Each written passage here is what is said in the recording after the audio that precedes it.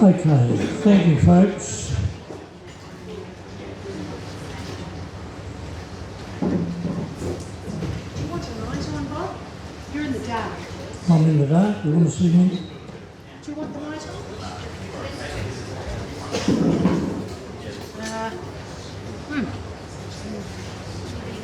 Good point. Oh, No, that's the projector I select.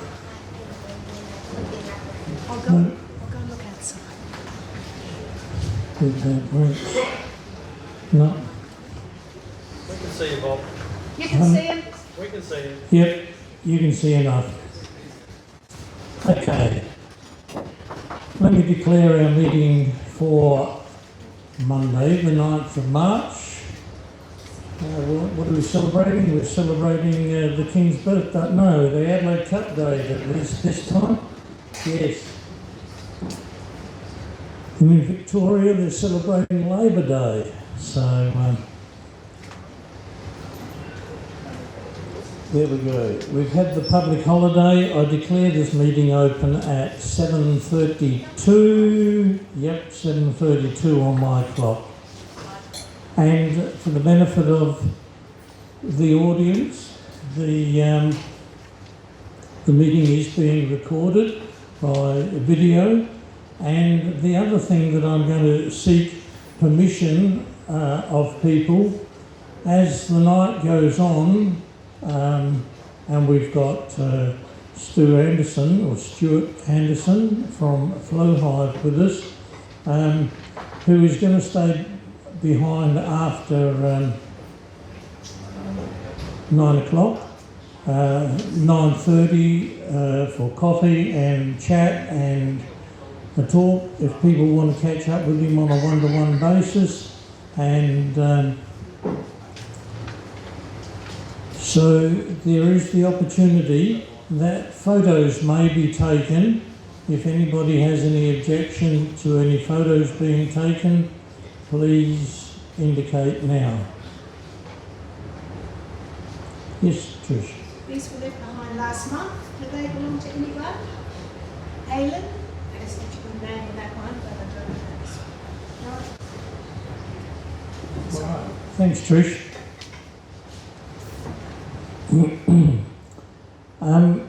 Any apologies? Aphrodite, and I have one apology from Anna Vandenbroek.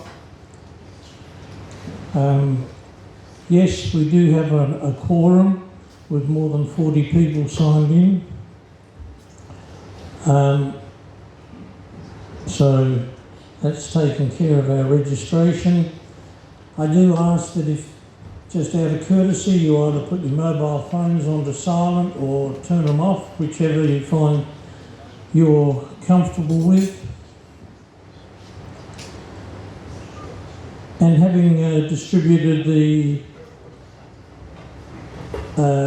agenda early or earlier, and does anybody have a conflict or perceived conflict of interest on the agenda of tonight's meeting?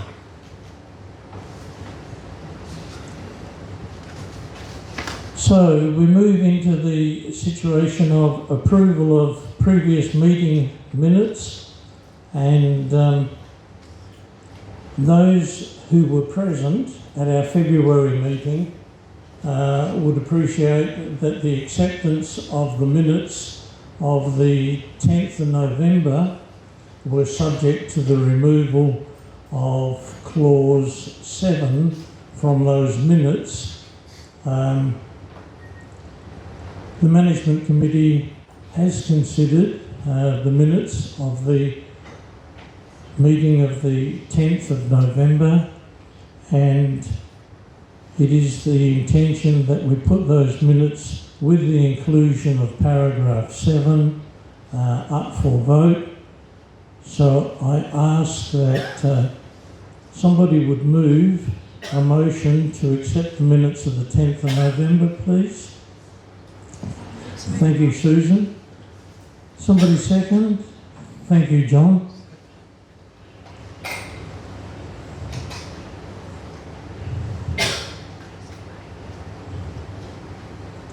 The minutes have been moved and seconded, and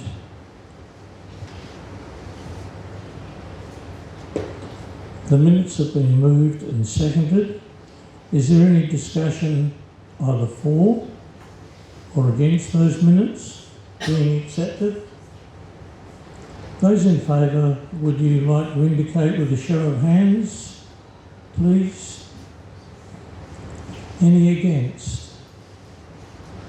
Okay, so the minutes of the 10th of the November 2025 have been carried in their entirety with the inclusion of paragraph 7.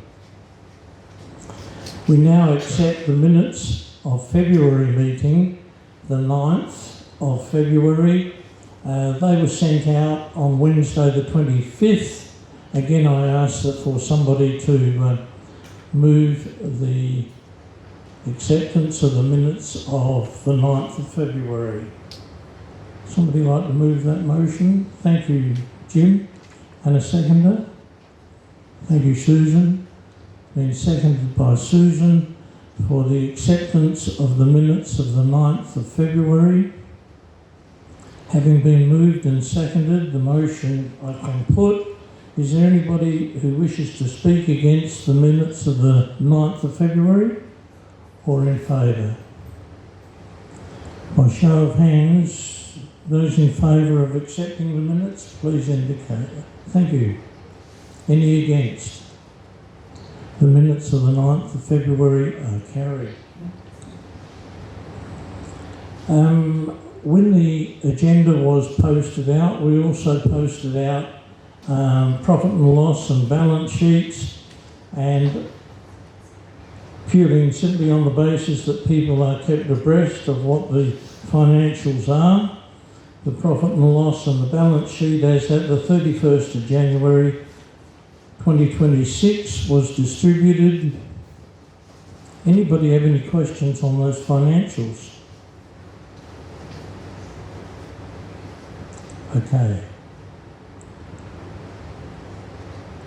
So we now move into general business.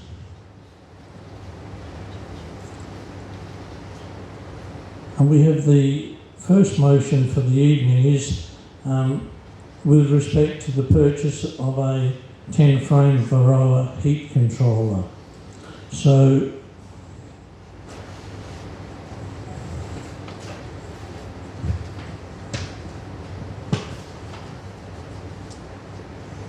I just want to say on behalf of the management committee, I need to make it clear that as a committee, we are not making a recommendation for or against the purchase of a Varroa controller. The committee are unanimous that this motion is a decision for the members. It is also necessary for the members to give approval for spending this amount of money.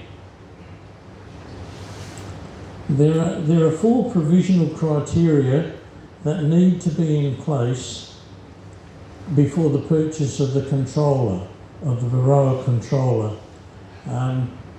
Purely and simply, we see this as good management for the purpose and use of such a piece of equipment.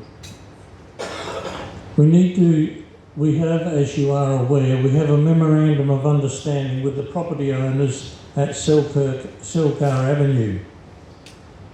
We are indicating here that we need a lease agreement between the society and the property owners to store the Varroa controller on the premises at Selkar Avenue. An annual payment for this lease would consist of 2 component parts, a component for storage and a component for consumption of power. And the lease would be reviewed annually.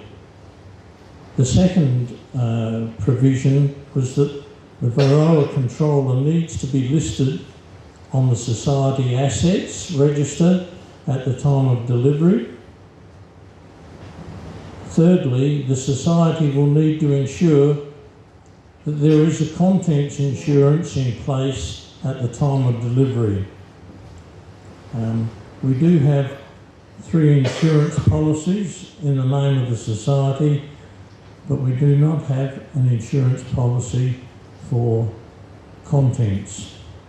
So that I have already asked for an application form, and that needs to be completed in advance. And the 4th point that the Management Committee suggests is that the Society will set up a working group comprising of a minimum of 6 volunteers who are competent in using the Varroa controller. Members will work in pairs when required, and as required, to share the commitment of time. The 2 prices, one for a 10-frame Varroa controller is $6,480, and for the 20-frame controller it is $7,220. Delivery for either model is now $300.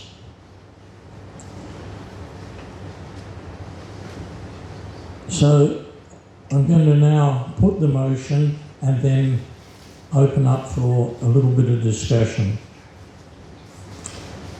The motion is that the BSSA Incorporated purchase a 10-frame Varroa heat controller to be used on the Society hives at Selgar Avenue, Tonsley Park, and for demonstration purposes. Bronwyn, I think, is happy to move that motion. I prefer a 20. Pardon? Okay. Is there anybody who wishes to move the motion to start the discussion? Thank you, John. Have we a seconder? Thank you, Mark. And now opens up the floor for discussion on the motion, and if, as I have already heard, somebody is not happy with a 10-frame Varroa controller, the desire is to have a 20-frame controller, I suggest a simple amendment to the motion can change the size of the Varroa controller, and we can move forward with an amended motion. Any discussion on the size of the Varroa controller? Yes, John? So I'm curious about how it's going to be used. It's used for demonstration and purely for the hives at Selgar. Yeah. I'm familiar with models where clubs have purchased, from the club point of view, controllers that the members can bring frames to. So have you considered that option?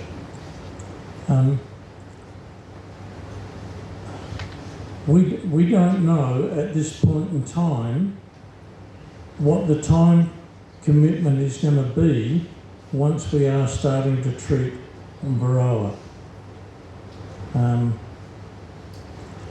I can only make the comment that my understanding with the use of the equipment, whether it's a 10-frame or a 20-frame controller, is that it's for the use of sealed brood. The majority of frames need to be of sealed brood. Once they're treated, they're going to be treated again in 12 days' time.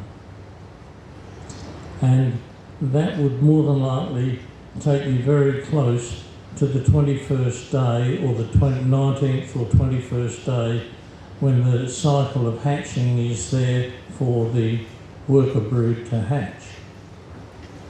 As brood continues to go through its cycle and becomes sealed brood, there will be other frames from the same hive that in 5 days' time may need to be placed into a heat controller.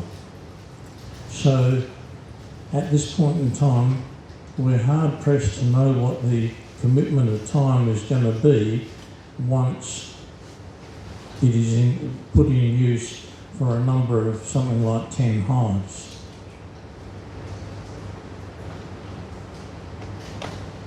Yes, Paul? Wait a minute, Bob, we can't hear in the back the questions. Could I just whip Yep. the microphone and I'll just... A number of us already use hot boxes for killing wax moth, Oh, you have for to- eating honey. Hang Wait a minute, Paul. Oh, sorry. Yeah, we just can't hear.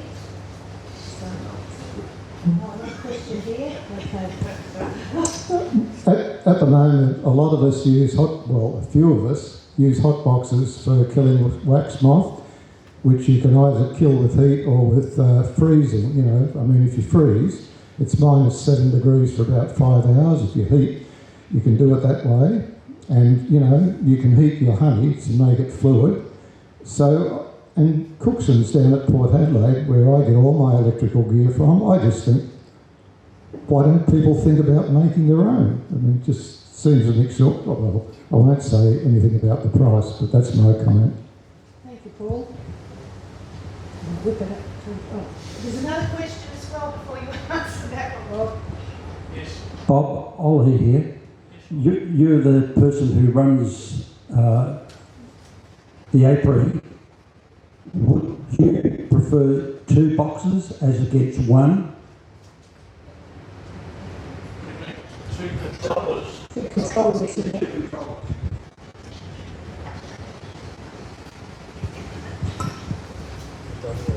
No. No, I think one Varroa controller is sufficient. Yeah. One by 10 or one by 20? And I'm going to be guided by the floor on that one. If you want a 20 frame controller or a 10 frame controller, that is your choice. The amendment can be moved to change the size of the equipment. Yes, Barbara.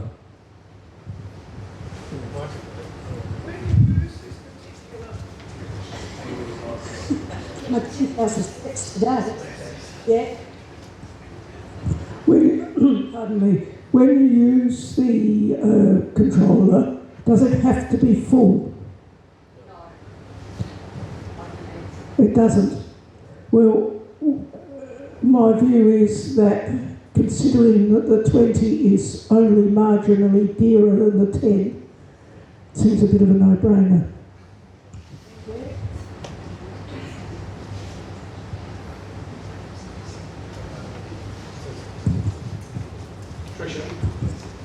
Yes. Well, I'd just like to say that a 20 is far more logical for the society, for the frames, and that long term we could be using it for members. This is long term.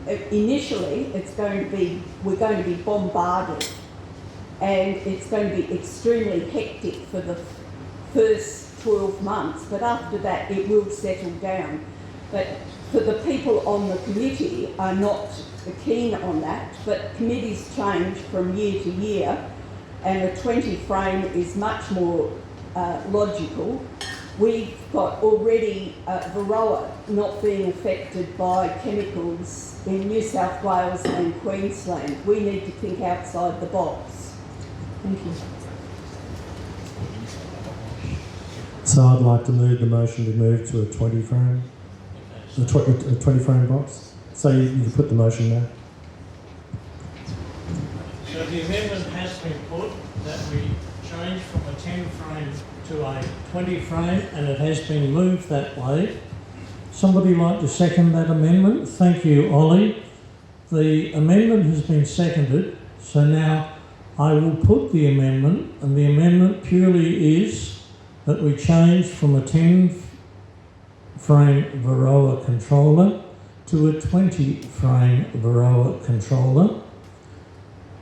Those in favour of the amendment, which is the 20 frame controller, please indicate. And against? Thank you. The amendment is carried, and it now becomes part of the motion, and the motion reads: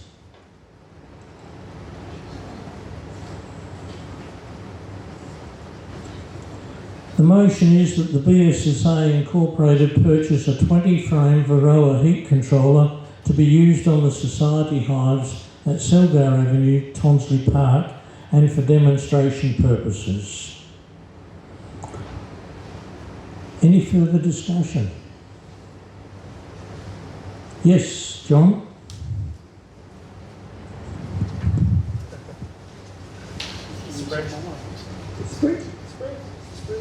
As the society is going to use the machine to demonstrate, can the society become an agent for selling the product? No, there's Australian Anna and Sven in New South Wales have the sole sale of the Varroa demonstrator, the Varroa controllers, sorry, not the Varroa. So it's under our distribution. Yep. No, thanks, Commissioner. Good idea, Could you please explain the concept of demonstration? Does it mean that you will come on site of a hive area and demonstrate?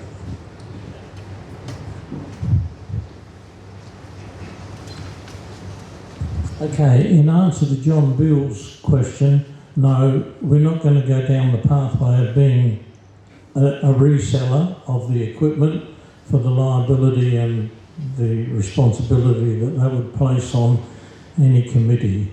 And to answer your question, Alex, first and foremost, we will become practiced in using it, and then we will start to offer the opportunity of demonstrating what is done and the repeated cycle that is necessary for the ongoing treatment. And we will invite people, we will let you know with short notice when the appliance will be in use.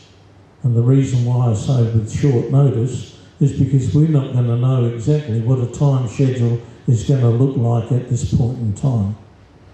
But we are prepared to demonstrate the efficiency and the benefits of it. Yes, Jim?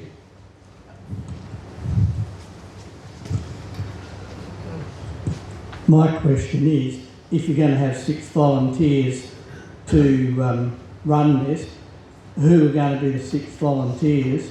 You need to work that out before you even think of buying one, because you might have 6 people to run it, and it could be 1 to 4 hours, if not more, each time they do it at any time of the week. So people have got to be prepared to drop what they're doing and go and do it, or find someone else that's capable of doing it.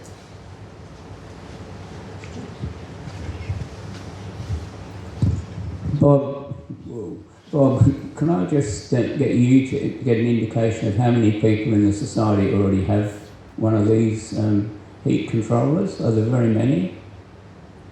I know of one. I know of one. I've got one.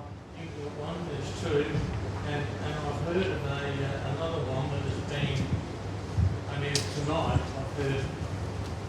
I've heard of the third one. Yeah, I've got one. I've got a 10 frame. Yeah. So, okay. Let's put the motion. Another one. Yes.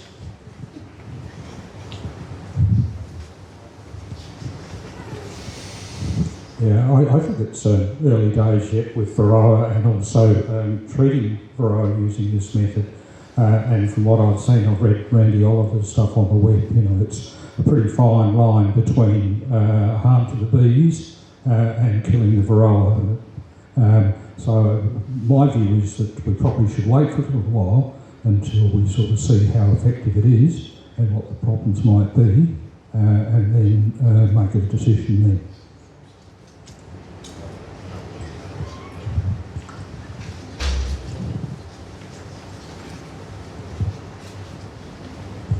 Yeah, it's a really fine line. It's only about 1.5 degrees.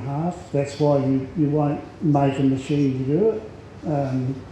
But I did some research, and the Austrians have been using these machines since the late 70s with a great amount of success. So that's why I purchased one. As well as right across Australia, Queensland, New South Wales and Victoria. So I'd like to support the motion myself, if only because we might learn something from the exercise. I think the society can afford it, and I think the society is here to help us get educated. So I think it's actually a really good investment by the society, and if you fall on hard times, I'm sure you'll find someone to buy it. Thank you, John. Thank you, Trish. Any other questions? Any other comments? Yeah. You'd have to be at the back, wouldn't you?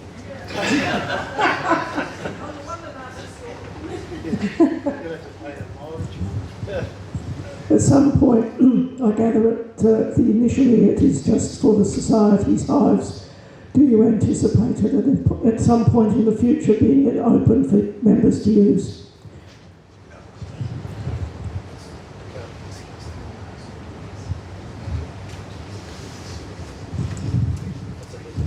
As we become more conversant with our experience and time commitment, and a decision of the committee makes it, that may happen. Okay. If there are no further questions, I'm going to put the motion that those in favour of a purchase of a 20-frame Varroa heat controller, please indicate by show of hands.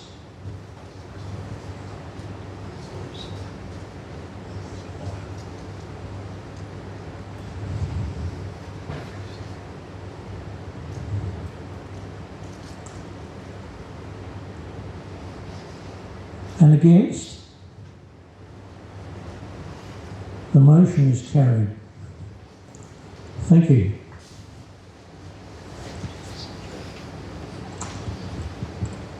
Thank you for your patience on that one. As a committee, we certainly did not find it an easy decision or a pathway to go down. And we feel the right thing has been done in bringing it to the members to make a decision. Having made that decision, I say congratulations, and I'm prepared to make sure that it works for the benefit of the society, and I trust that, you know, the support of volunteers will be there to make it work. So, thank you. Yes, Ollie? Someone talked about volunteers. Thank you. Thank you, Ollie.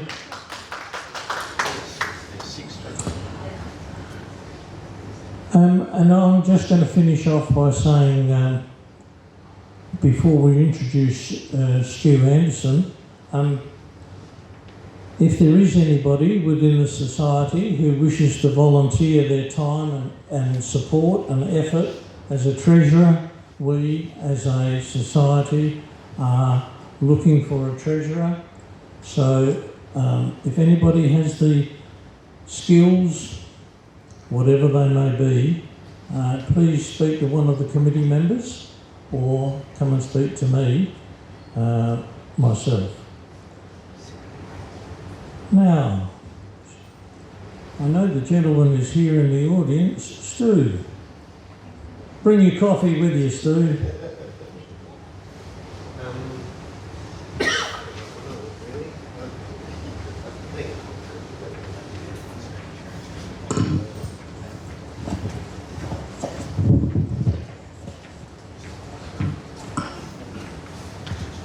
Well, I can only say as members, we are very fortunate to have you in our company, Stu. I feel fortunate to be here. Yes, and you're on holidays. And you're prepared to come and nomad, have a good day. I have had a great time. A great site for an event like that. It's been, I mean, Nomad's been great, but we had another purpose, and that is my wife found out through help with me and a genealogist that she has a whole branch of her family living in Adelaide that neither side knew of each other. Her father's father ducked down to Adelaide after having him and had a whole other family that neither side knew about it. So we've been meeting new relatives. It's been wonderful. Very good. Let me just say, for the benefit of all of you, Stu, the co-founder of the Flow Hive, along with his son, put in years of research and trial and error in making that piece of equipment, one of which is standing at the back of the room there. And for the benefit of our society, we do have a considerable percentage of members who do have the Flow Hive, and as much as, how can I say, a few years ago we were wondering how popular it would be, and it has certainly been a popular invention, and I can say, keep your eyes open, there's other people copying it, aren't they? Oh, from the very beginning. From the very beginning. Very beginning, yeah. Yes, and I saw in a retail outlet another version of the flow frames sitting on top of a Langstroth box in another form. Welcome. Thank you. I'm going to let you have the opportunity of talking to us and answering questions. And for the benefit of all of you as members, after the meeting, Stu has agreed to stay behind and have coffee and be sociable and demonstrate the hive lifter, which is set up there at the back of the room. Yeah. Thank you, Stu. Thank you so much, Bob. Thank you. It's a bit strange to be up on the stage, but here we are. And thank you very much for welcoming me. And I always enjoy chatting with beekeepers. I enjoy that we agree on lots of things and get passionate about things that where we don't agree and so on. It's all fun. And so I think most of you know the Flow story, and now you've got a couple of books in your library and things like that. What I was thinking to talk about was the evolution of the superlifter. But I only need to take 5 or 10 minutes over that and a few other things, and then we could just open it up for comments and questions and disagreements and so on. So, yeah.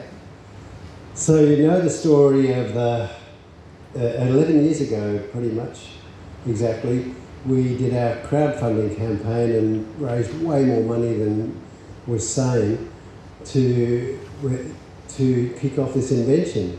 And it had been a 10-year journey just trying to figure out how to get honey out of a hive without open air. So then the real journey of, well, how do you manufacture and so on came about. But we didn't really intend to burst on the beekeeping, the world beekeeping stage, I guess, in the way that it happened. But the crowdfunding was so successful that all the media got interested.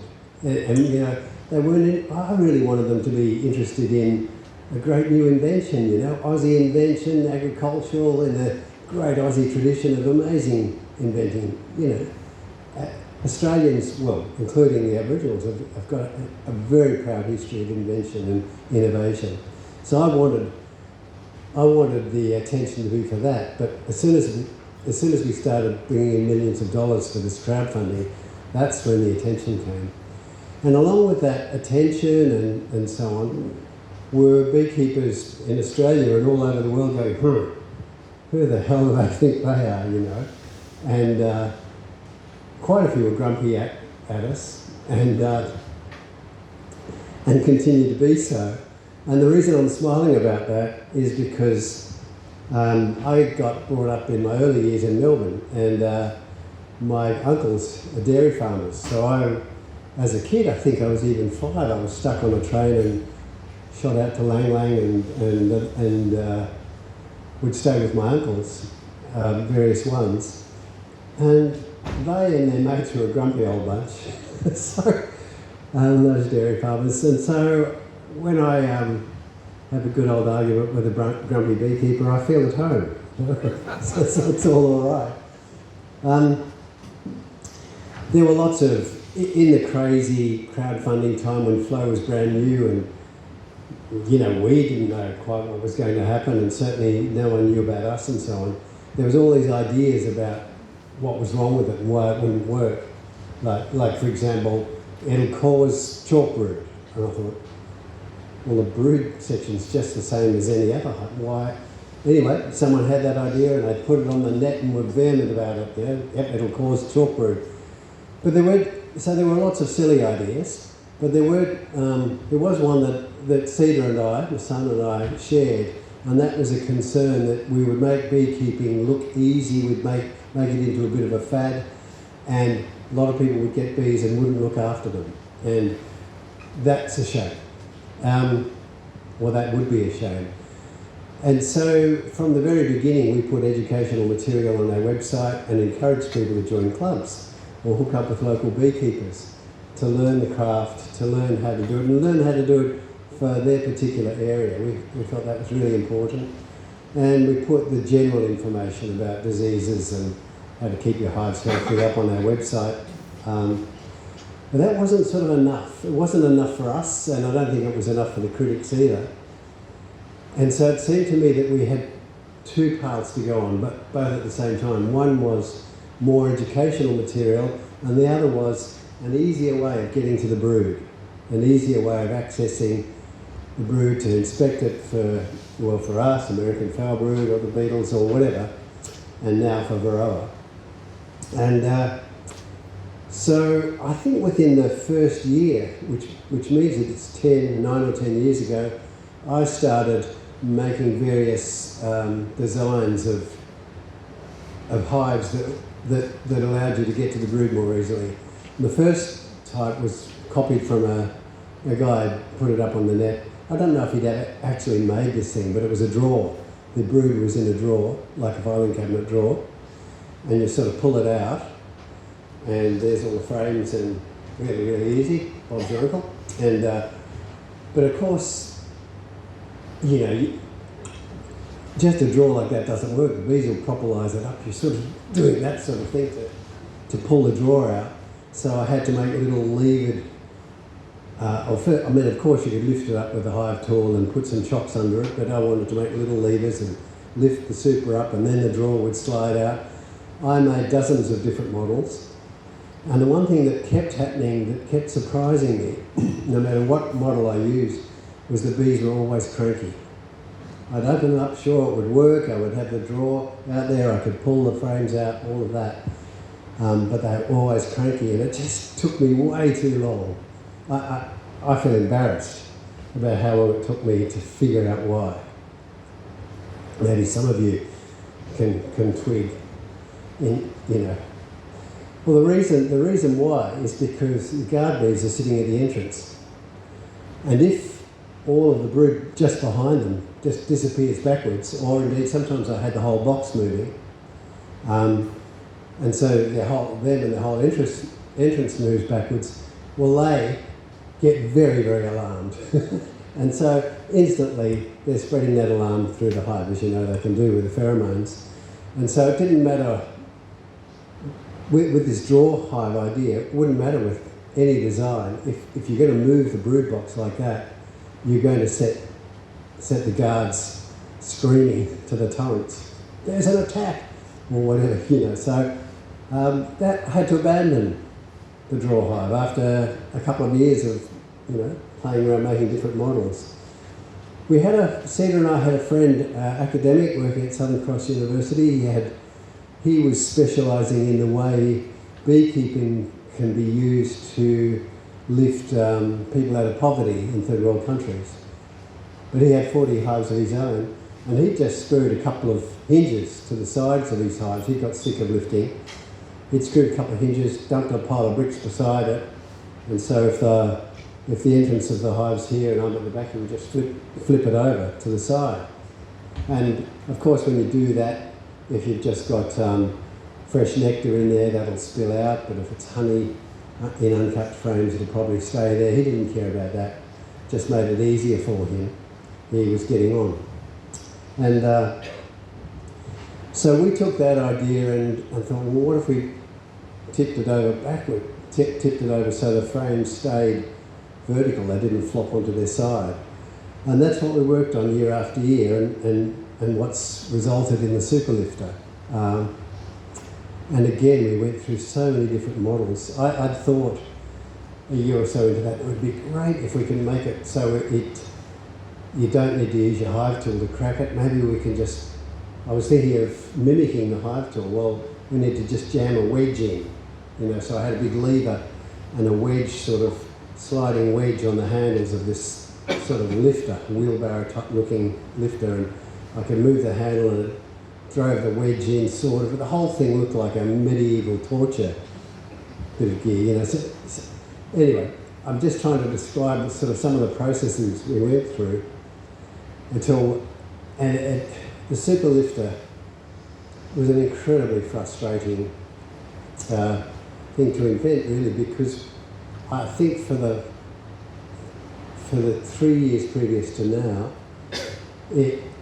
I thought it was just a few months and we'd be, putting it out on the market, and we'd think, yeah, it's right. We can start sending the drawings off to people who might make it for us and so on, and then we realised, it's a bit unstable if you're doing it this way. It's too unstable. It's going to fall over. Look, we better change that. Let's make it more stable. Oh, but if we're going to do that changes this bit here, and just that sort of thing happened again and again and again, where we just had to go back to the drawing board. I saw it, just as an aside, I can't help this. There was just this lovely quote of, what did the bloke who was inventing the drawing board do when he needed to reinvent? That was this. Yeah. So back to the drawing board. So finally we got the superlifter on the market last year, a year ago or so, and it's been selling steadily. It's not a intuitive, like you don't think, I can see how this is going to work. In fact, many beekeepers, when we were in the demonstration stage and before we released it, just went, whoa, I didn't think it was going to do that. And so it's something to sort of get used to, but once you do get used to it, it's so lovely and quick. Of course, all of our hives at Flow have about 30 hives around our office, and they've all got the little pins in them, so we can just go click, and it's open in less than a minute. And my back is much better for it. So that's the sort of superlifter part. So I'm really pleased about that. I mean, some of you will have heard of Randy Oliver. So I met him at one of the Apimondia conferences, and we sat down and had a great chat. He said, look, I can't recommend Flow until you make it easier to get to the brood as well. If you do that, then I'll back you. And that was many years ago, and so now I have still got around to writing to him and saying, hey, we did it. Anyway, to Randy. So the superlifter, from my point of view, answers that question of making it easier to inspect your bees, making it easier to look after their health, and so on. But there was another trajectory too that we thought was important, and that was, like, a bit of information on our website was fine, but wasn't good enough. So some of you will know we started up a whole new website. It's not labelled Flow or anything. It's thebeekeeper.org, and a few dozen experts from all around the world, plenty of Australian ones, are giving their time for their expertise in a particular area of beekeeping, and it's been put together. If you want to, you can dip into it wherever you like, where your interest takes you, and if you want to, another way to do it is go through it like a course, and there's little questions at the end of each 5 or 10 minute talk. So I'm really proud of the Beekeeper as an educational tool and to help people learn more about bees. And I learn more from them. But the other aspect that I'm really pleased about regarding the Beekeeper is that most of the profits are going to pollinator programs all around the world. So what I mean by that is, like, they're usually small units, maybe half a dozen or a dozen people that are working to preserve pollinator habitat, or or perhaps plant trees and create pollinator habitat. In Australia, we supported to the tune of $50,000 a year for a few years bee-friendly farming initiative. So now that's standing on its own feet. Farmers are, it's got funding from somewhere else and so on, and farmers are signing up. There's hundreds and thousands of hectares of farm that are now designated bee-friendly farms. So that means those farmers have thought about it, they've realised how important pollinators are, and I'm meaning all of the native bees and pollinators, not just honeybees, so that we can help preserve the diversity of flora and fauna in this country. I think it's really, really important. So, I mean, bee-friendly farming was a big project, but I think we're sending just $5,000 or $10,000 a year to a project called the Yakum in the Amazon basin, the Ecuador-based. Small group again, just 6 people, and they work with indigenous tribes people that have been displaced by logging or mining, who now are going back to their land and wanting to plant their trees and re-establish their lives there. And this group called Yakum help them. They help them set up nurseries, grow the trees and so on. But they've also realised that that's not enough. You actually have to, the community's in a bit of a mess. There's been all this stress created. Some people have got money because they've got paid to be on bulldozers, and some people haven't. And so there's a lot of sort of healing to be done within the community if those trees that they're planting together are going to get looked after generation after generation and so on. So it's just lovely for me to be in contact with these projects around the world. There's Scottish meadow, wildflower projects, there's all sorts of stuff. So if you're interested in that side of things, it is on our website. So that's all I wanted to say tonight, the journey of the reason why we did the super lifter, why we did the beekeeper.org, and I'm supposed to be talking about the future of beekeeping. That's a big ask. I know we'll want to talk about Varroa, and you have been effectively talking about getting a Varroa controller, and perhaps I'll say a little bit about that, because we've had it for pretty much a year now in our area, and it's amazing, isn't it? You can read it and watch videos as much as you like, but until you experience it, it just feels so unfamiliar and hard to grasp. And of course, last year I was in Europe and the UK, and they've had Varroa for 20, 30, 40 years. For them, that's just another thing. It's just no big deal. But small hive beetle, that we have a lot of trouble with, is coming into some areas of Europe, and they're freaked out. I think we'll have to burn our hives because of the small hive beetle. We're going, no, you don't have to burn your hives. There's ways of controlling small hive beetle. I know that's not so much of a problem for you, but it certainly is for us. So we've had it seems like small hive beetle and Varroa both have an ability to weaken a hive. And so our most experienced beekeeper, who works with us and then has his own hives, Pete, he lost more than 20 of his, I think 28 of his 40 hives, just because we had a terrible beetle season and the Varroa at the same time. And we were all just shocked. He was certainly shocked. So anyway, so we have been dealing with Varroa, and we've got the complication of small hive beetles as well to keep an eye on. You've been talking about this Varroa controller, and I really support that. Cedar and I, and Pete, I've mentioned it, are working on heating in the hive, and there are already some models like that. They're not particularly well known, but we've known of them. And we're still working on that. Is this a viable thing to do? Because if you heat the hive itself, you kill the Varroas that are on the bee, as well as the bees down in the Varroa down in the cells. But it's we're not finding it a really simple, straightforward thing to do. The same as the super lifter. It's just taking a long time to figure out how we can make an elegant solution to that. We've been using formic acid, oxalic acid, We haven't used the commercial, like Baverol and those, and yes, the Varroa are already showing resistance to those commercial miticides, and we found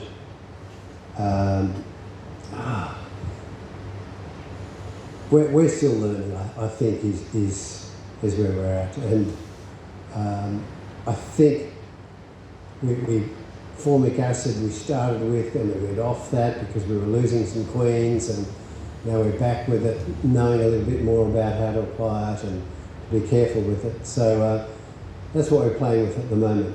We're experimenting a lot with heat treatment, using formic acid when we have to, and the last thing, where I'm keen to go and have already started us is breeding for Varroa resistance. Now, reading, Tom Seeley, that researcher in the States, reading Randy Oliver again, and others, they give you this picture of this is a really, really hard thing to do.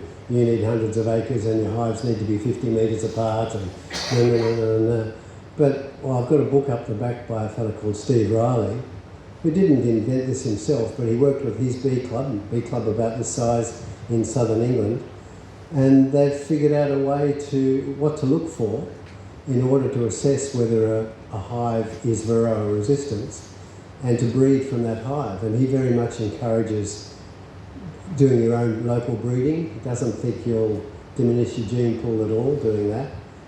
And another thing that I didn't understand was, I thought, well, you can breed for Varroa resistance in your queens as much as you like, but they're always going to fly off and mate with all of these drones that are coming from all over the place. It'll keep diluting it. But Steve's pointed out in their experience, plus he quotes some research from other areas, like peer-reviewed research, that the drones that tend to be in the drone congregation areas waiting to mate with your precious queens tend to be Varroa resistant stock because they're the strongest. So that was another surprise to me. So I'm gung-ho for the breeding, but it's a longer term thing, and as someone mentioned here, we've got a year or two or more of mite bombing, where you can turn your back and you've got just a small count of mites one day, and 2 days later you've got hundreds because hives all around us are collapsing. Okay. So that's talking a little bit about the future. The future that I'm interested in is breeding for resistance. It's not a pipe dream. In Cuba, when Varroa hit, their socialist government said, we're not going to allow you to use any chemical treatments, organic or miticides. And so they must have had an incredible plummeting of their bee. I imagine they would have lost 90% of their hives. But now they don't need to treat. All the bees in Cuba are Varroa resistant. So we can do it in ways that where we don't have to lose 90% of our hives. Yeah, there's some other areas that have achieved this as well, but Cuba stands out. So there's a bit of the future. Like I can't say, of course the future's flow or something like that. No, it's not. I'm just hope that we can keep contributing, and of course that means that I can keep messing around in the shed with my son and just enjoying myself. So let's open it up for questions and comments and arguments. I like your concept of the CO2 wash. Okay. So I think there's someone from your equivalent of the DPI here. Is it Josh? Yep. So Josh, please pull me up on this. Because the comments about you can use CO2 to knock out your bees to do the Varroa count. So instead of drowning them in alcohol, in meths, or sugar shaking, which reports are that you're probably going to be killing them anyway in a sugar shake over days, not immediately, that you can knock them out with CO2. The reason I wasn't going to talk about that is is partly because our, correct me if I'm wrong, Josh, but the idea, it is early stages, we're trying to get people to monitor. That's the most important thing, is for everyone to keep an eye on the varroa levels. And if we've got a very similar way of doing that and can compare notes, then it feels like we're on the same page together. We have found that using CO2, it does work. The bees get knocked out, the mites do fall off, but at a different rate than with alcohol, like about half as many. But because you're not killing them, well, as far as we know, we still shake them. So it's possible we're still damaging them, and we don't know. But they're knocked out. You're shaking them on some fly wire in a box, and of course you can put plenty more in. So we put twice as many bees in instead of a third of a cup. We put 2/3 of a cup of bees in. So was that 600 or something? And therefore we're guessing we've got a similar count to an alcohol wash, but it's very, very rough. And what we've noticed is that it varies enormously anyway. Alcohol washes vary, and we haven't been able to get any sense of an exact ratio of if you do an alcohol wash and if you do a CO2 and if you do a sugar, then this will be 1/3 of that or anything like that. It's all over the place. So the most important thing is to monitor. If you really can't face doing alcohol, correct me, Josh, but maybe CO2 is the answer for you. But I'm uneasy about saying that, and you are too, I can tell by your face. Yeah. Look, I mean, basically in the early stages, yes, CO2 is known as an option around the globe. There's a lot of talk about it. Based on our research and our speaking with the experts worldwide, globally and in Australia, it just wasn't demonstrating enough accuracy to have full trust in it that, okay, this is going to provide us with an accurate, consistent method of monitoring and results of mite numbers per bees. As you mentioned, there was inconsistencies with it. And determining from a mite load overall, it just wasn't there. Whereas alcohol was a lot more definitive, it gave you a much more accurate number. And that was decided as one of the best practices out of the three. Soapy and ice and sugar. So I'm not here to go into sort of any further into that, but yeah, basically it's not an endorsed method of monitoring for a number of reasons, and happy to talk, and there's a lot of papers and things written about it, but yeah, there's also unknowns about how it does really affect. Yeah, we don't know. Yeah. Like I did talk, now I can't remember who it was with the sugar shake, they marked all the bees, which is a bit of work, that they put sugar on, and whether they'd done a sugar shake with, and then watched at the entrance over the next few days, and most of those marked bees turned up dead. Correct, yeah. We're not really promoting sugar shake anymore for that reason. Yeah. As well as the accuracy again. And you've got to get the climate, all of the stars have to align. If there's too much humidity, too much of a nectar flow, you're going to have issues with the moisture in the shake. And then obviously it's not a non-fatal, you get fatalities. And talking about the future of beekeeping, one of the things that Varroa forces you to do is pay a lot more attention, and monitor.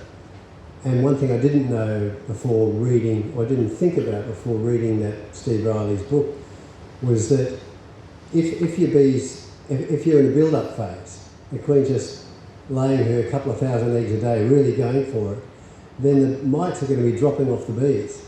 They'll be down in the cells.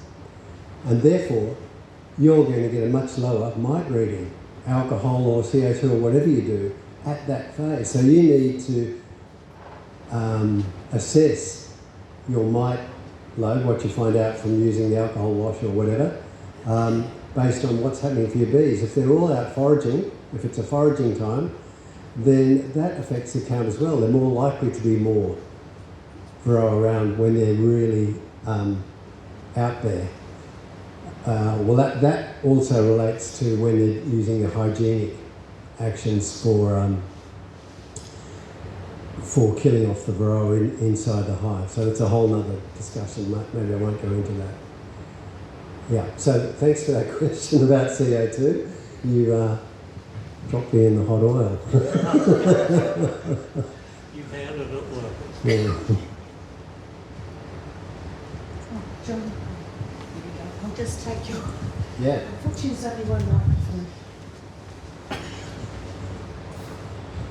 I wonder if you've got any experience about what's been happening in the eastern states to the smaller beekeepers, whether the numbers are dropping off, how they're finding things, and generally what's been happening to people like us, really.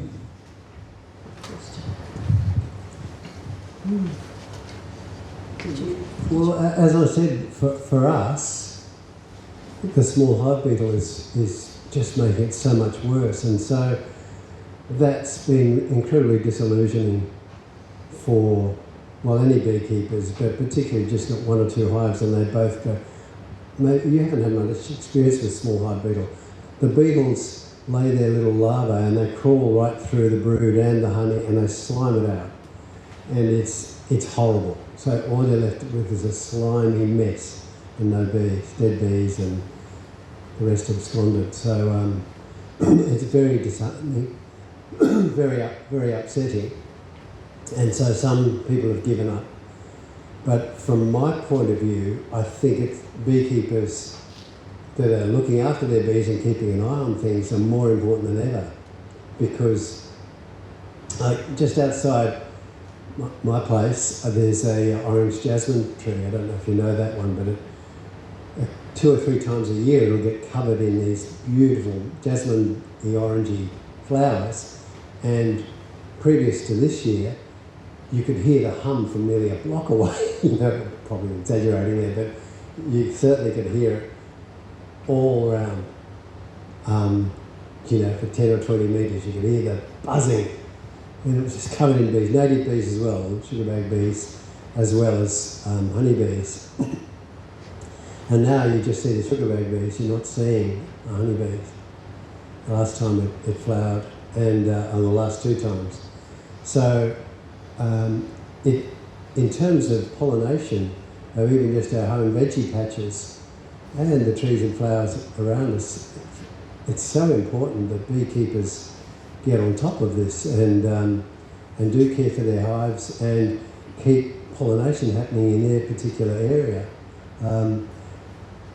The feral hives will recover, but it might take them 10 years. Yeah.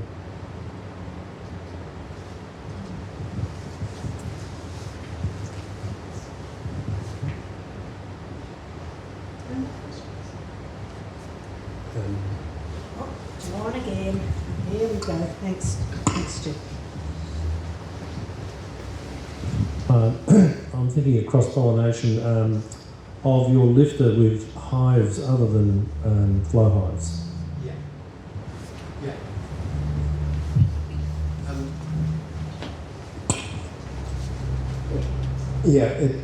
The super lifter does work with any Langstroth hive, and we've also made it so that, it's not relevant to you, but the English, it's called the National, they call it the National, so that we call it the UK National here, because there's also a European National, again a slightly different size, and there's a Dadant. So we've made it so that, and those hives are wider.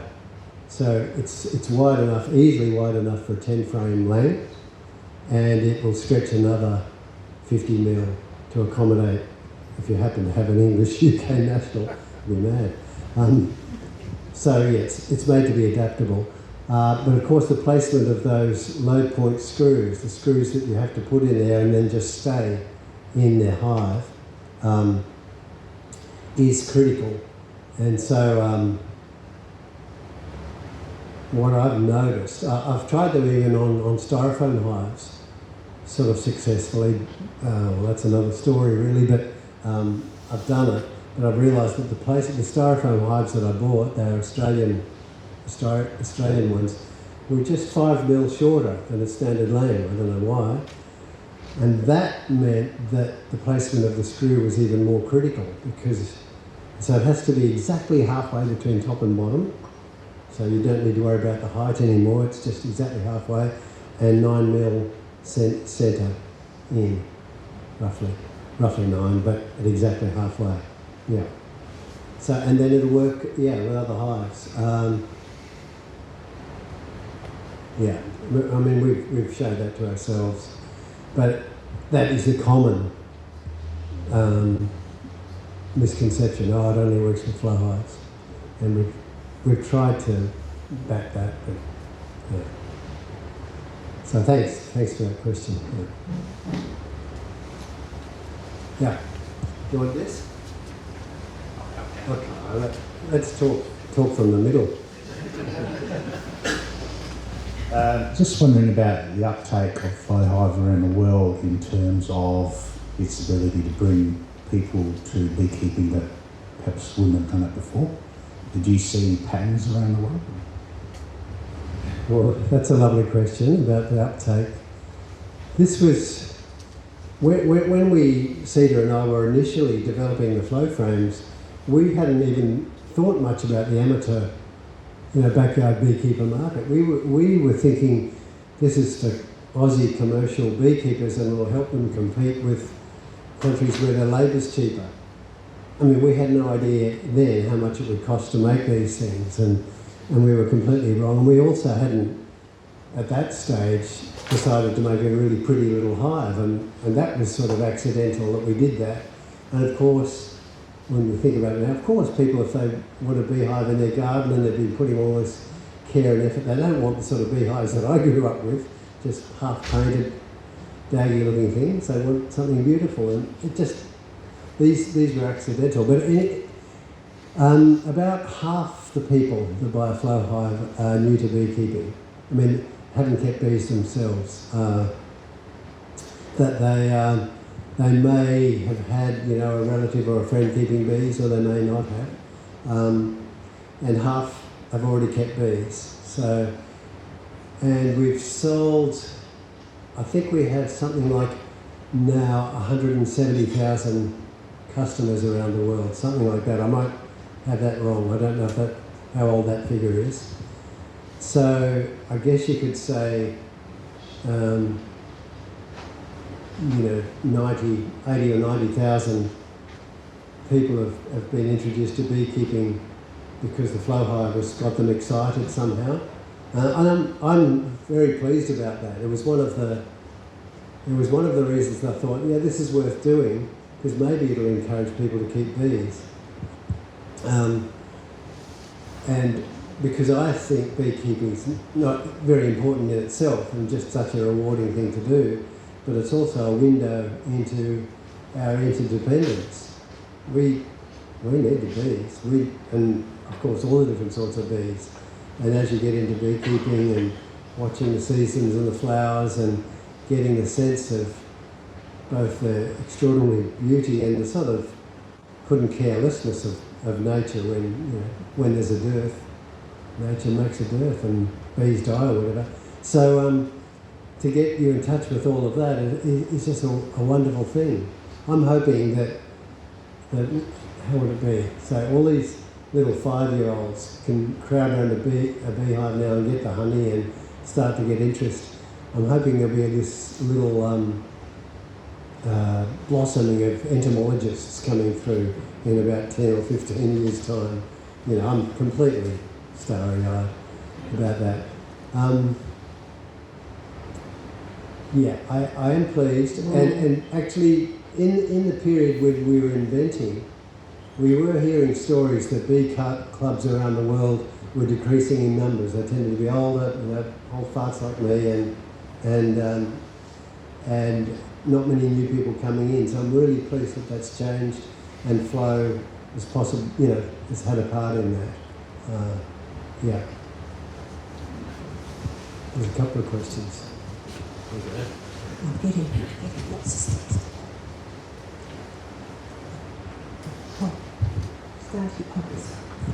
Thank you. Yeah, we're one of those new beekeepers due to your invention, so thank you very much. About 6 months ago. My main concern is about exposure to plastic, environmental plastic everywhere. And if there was something like a stainless steel version, I'd buy that. I'd be really interested to hear your thoughts. Is it a weight issue, or have you thought about that, or tinkering in the shed about something? I was thinking about that. It was Stuart. Yeah, I have the same concern really, and from the very beginning we were looking at recycled plastics and plastics, what so-called bioplastics that are made from, say, sugarcane waste or a variety of things, and nothing's been good enough in terms of the exacting specifications. I think for the clear ends on the flow frames, we might be able to swap to a recycled, the recycled Coke bottle sort of plastic, but that still isn't as straightforward as you'd think it would be, so we haven't got there yet. And we certainly haven't for the main mechanism. The plastic there, of course, it has to be food grade and BPA free and all of that, and it's a long lasting plastic if it's kept out of the sun, but it's also exacting in terms of how much flexibility there is and how much tensile strength, and so we just haven't been able to source anything. Now, stainless steel, I'll give it a go. I was thinking about glass the other day. And I was starting to look up how fine does glass get made, and then I thought, well, you can't have incredibly fine glass mixed up with honey.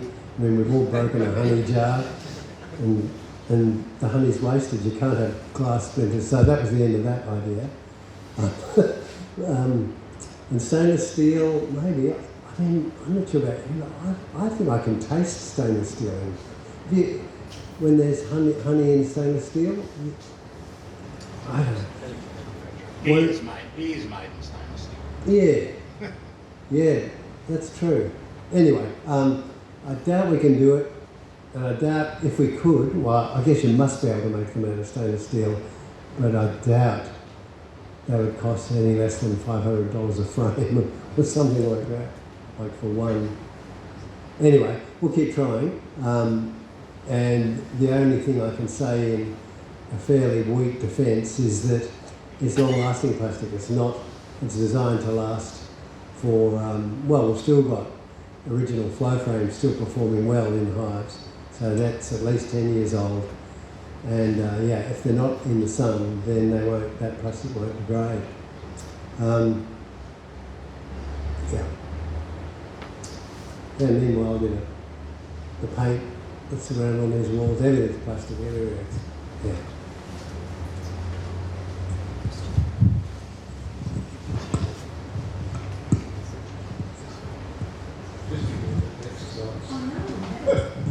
Yeah.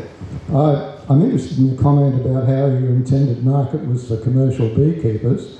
I mean, it's prohibitive for a big commercial operator, the high cost, and flow hives are no good for thixotopic honey either. That's right. Yeah. That's completely right.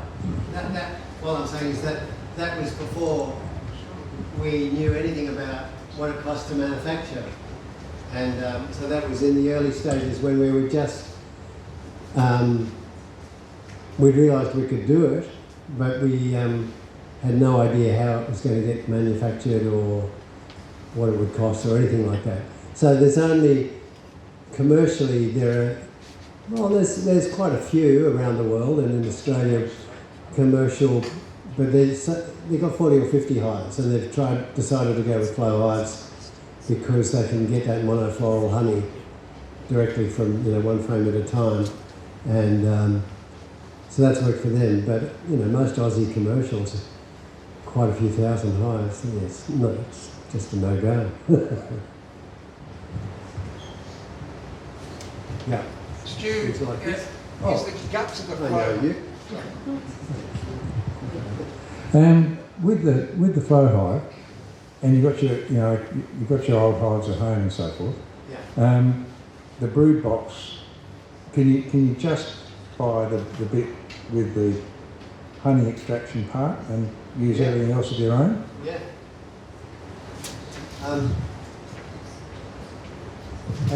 again, Cedar and I, we just thought, well, beekeepers are tinkerers just like us. We sort of projected us onto our market and thought that most people would just buy the frames, and we gave them instructions with a handsaw or a circular saw. You can cut the super up and they'll fit in. And but to our surprise, very few people wanted to do that. 80% wanted the whole hive, and plenty more just wanted the super that was already made to fit, to put on their existing length cloth. So, yeah. I mean, I'm still, I know that on paper I'm a businessman and, part of marketing and all of that, but really it's all fake. I'm not really a business person, and so I just keep getting surprised by what the market tells us, what happens. Yeah, so you definitely can, and of course encourage everyone.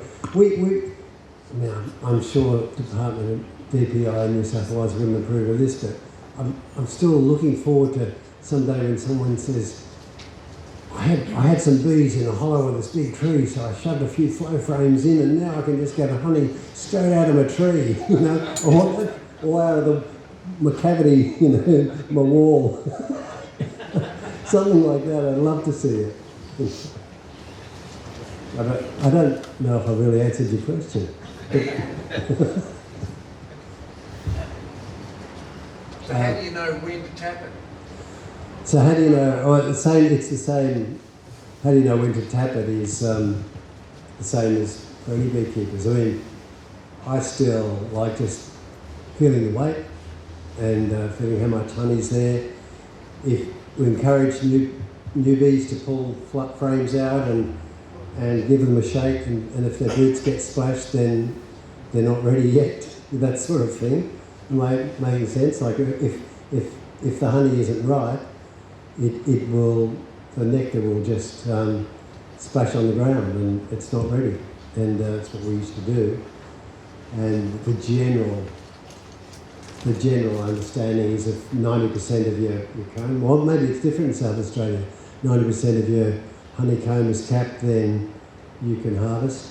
And that's something you get very used to after a while. You don't need to look, but we encourage people to pull the hives apart and have a look at things, and therefore start linking what you're seeing on the outside at the entrance, and of course the weight and so on, with what's happening on the inside because you've seen it. Yeah. I mean, there is an advantage, of a flow frame in that if you like the, it's not called a hygrometer, what is it when you're measuring the honey? Refractometer. Thank you, refractometer. For some reason that word. Anyway, if you like using a refractometer to assess the moisture content of your honey, then with a flow frame you can just insert the key a centimetre, just a little way, turn it, and you'll only take out one little narrow column. You'll still get a couple of teaspoons of honey from that, but that's more than enough for a refractometer, and you can do your assessment. Oh, and then someone else said, oh yeah, it's hopeless for thixotropic honey. Well, it is. So for those that don't know, thixotropic honey is the manuka honeys, so leptospermum, the tea tree honeys, and a few others that it's different than crystallising. It's left to its own devices, just sitting in a jar, the honey will stiffen for the New Zealand manuka, the Scoparia. It will go pasty. For us, we have jellybush and a different leptospermum, and it goes jelly-like. But whatever the case is, it's difficult or impossible to get out of. It's difficult to get out of ordinary comb. You have to spin it faster, and you have to prick it, and so on. And we found when it's pure, when it's just solid jellybush or solid manuka honey, it won't come out. We've found the bees in our area do mix the jellybush with other honeys, or something's going on, and sometimes it'll come out in blobbles. You'll just see it flowing out of the back of the flow hive with these sort of blobbles in it. You know, oh yeah, we've got some jellybush in there. And Yeah, I did do a number of experiments because the amazing thing about Thixotropic is that if you agitate it, so if you get a jar of Thixotropic honey, you can just hold it like that and it'll just stay there. But if you agitate it and just stir it up, then it'll just pour out. And it'll stay liquid like that for a day or so and then gradually firm up again. So I thought if we could get the flow frames shaken around a bit, that should be the same. It didn't work. Yet another thing that didn't work. So yeah. Did you get it out? Well, Thixotropic then,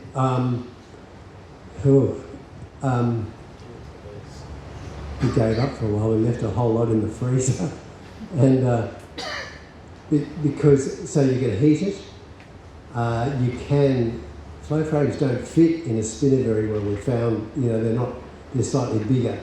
It just depends on the extractor whether they'll fit. But you can just put flow frame, if they'll fit in a spinning extractor, then you can decap it, you can prick it a bit, you can make sure it's nice and warm, maybe 40 degrees, and spin it out. Or you can just give it back to the bees. If you really want it, you can get it out, and if you're happy for the bees to have it, then it can be what's going to get them through your winter or whatever.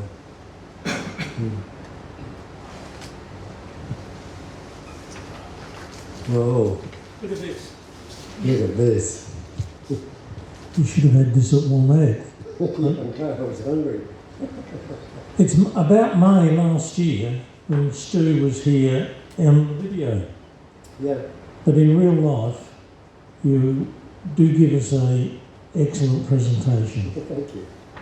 And I'm going to say, have an Adelaide product, South Australian, enjoy it. Wonderful. And thank you for making time available to be with us. Now we drove down here, so this will be for the road trip back. Well done. If you have a seat in the front, Stu, we're going to get you to answer the help draw the raffle.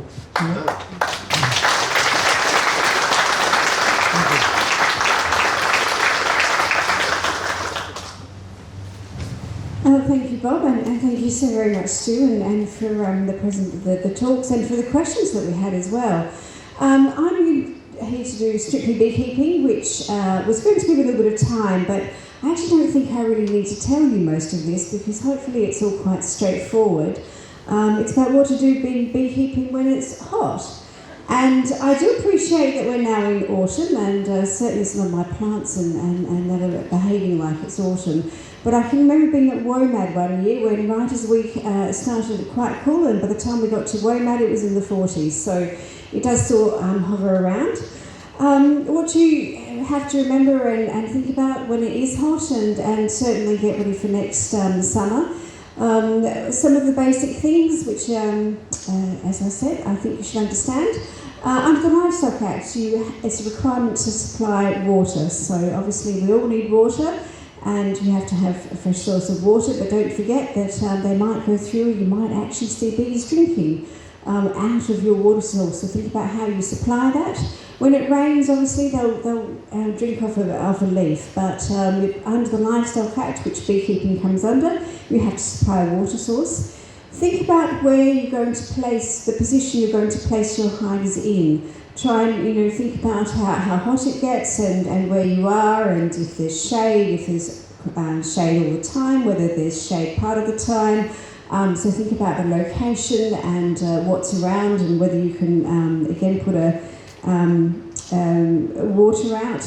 Understand about fire restrictions, and think also then about the position you place your hives in and fire restrictions. So obviously over a certain temperature and a certain particular extreme fire warning, you can't actually light your smoker, so understand and pay attention to what's happening around fire restrictions. Think about also when your hive gets too hot, what might happen to the foundations and to the frames. Think about how to ventilate your hive if you need to. Have extra holes. If you put extra holes in your hive, don't forget about things that they might, annual bees or other creatures might come and rob things, so you want to put mesh over it, but obviously you can have a foundation that's like that as well. Also, just think about overcrowding in a hive. You might only want to have 9 frames in a hive rather than 10, just to allow a bit more ventilation through your hive. And then think about what you're going to do and when you're going to go into your hive. So preferably not when it's over 34 degrees. If it's going to be a warm day, think about what time of the day that you want to put on your suit, if that's what you wear, and actually open up the hive. Try not to do it in the hottest part of the day at 2 o'clock in the afternoon. Try and do it in the early morning or later in the day. So think about the sort of time for that. And is there anything else that anybody wants to add, or anything anybody wants to say about hives? I have to say I put shade cloth over mine on really, really hot days because obviously what colour your roof is and what colour the lid is. Try not to have black. Of course, dark colours absorb heat, so most of us would have white frames or tin on the top of the frame. Even if you need to, put some shade cloth over the top to keep the bees cool. So all of those factors as well. We do have quite hot summers here. We have some consistent days above 40. Think about all those things and all those different options, because again, your frames, your bees can die, your brood can die in particular, and your frames can melt. So just be cautious of all of that. And as we're hopefully going into a bit more of a wet autumn and winter. So thank you very much, and I'll leave Stu to help with the raffle. Thank you, Susan. Thank you. Now, Stu, you're a very special person today. So at the end of every meeting, we have Isn't that a beauty? one of our lovely members donated that. Yeah, you're just going to sit there like that, aren't you? Quite a while. So today we have 3 lovely gifts for our raffle. We have a plant, the salvia, which it is a salvia, I think. Yes, which the bees, we all know the bees love, and a little salt and pepper shaker, bee-shaped. Then we have some complimentary bee feed from Vanessa at Adelaide Bee Supplies, with some instructions, and another one of our members makes lovely natural products. Actually, is that the... Oh no, she's got the hand sanitizer. I bought one that was for sleeping, and I it on the pillow, and I reckon it works. So there's lemon myrtle or lip balm in there and hand sanitizer. And then dear Eddie from Bee Plaza has donated a queen isolation cage, which I think we've talked a few times. Josh has talked a few times about interrupting and putting the queen in there and interrupting the brood to help with varroa. So we've got 3 really lovely prezzies today. So Stu, if you could just open up and... Oh, yes, yeah, you have to do it like that. All right.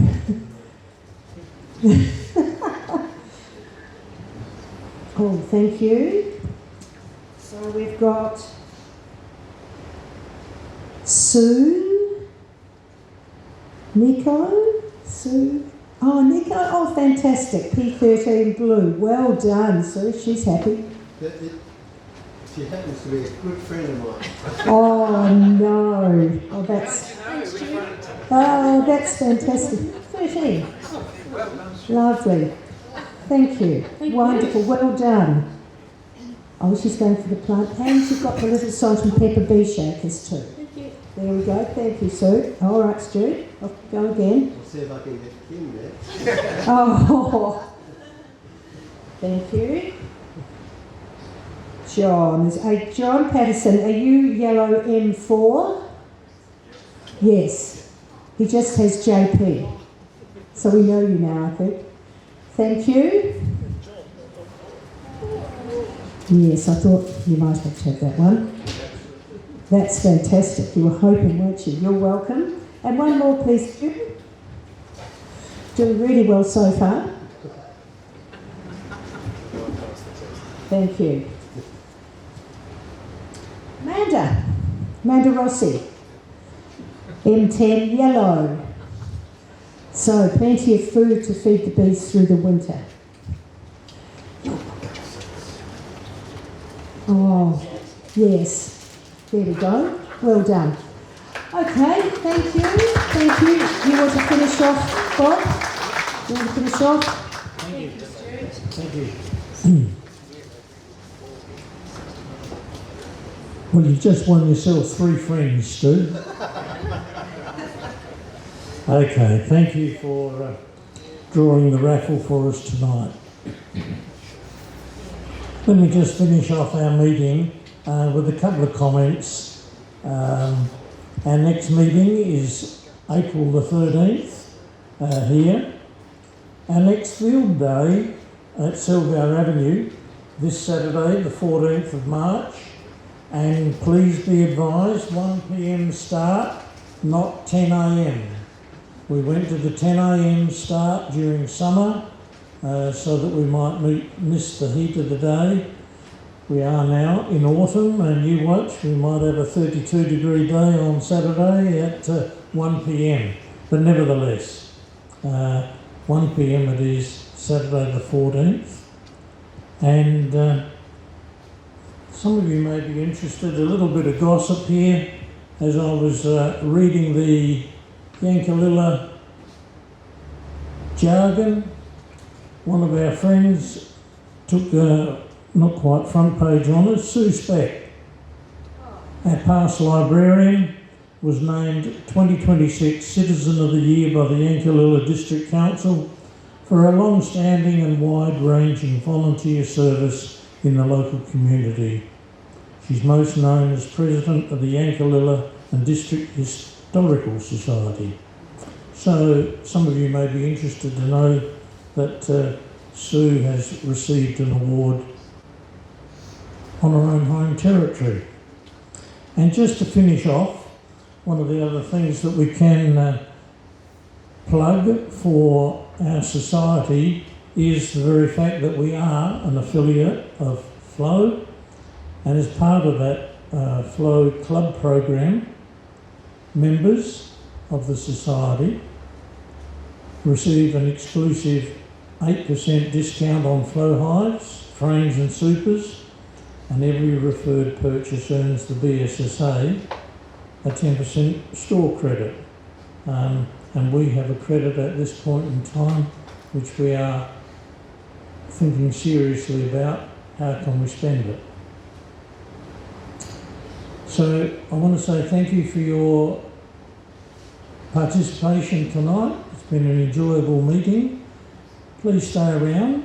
Stu's going to be here for a little while yet and have a coffee. I'm going to have my first coffee for the night and a piece of cake.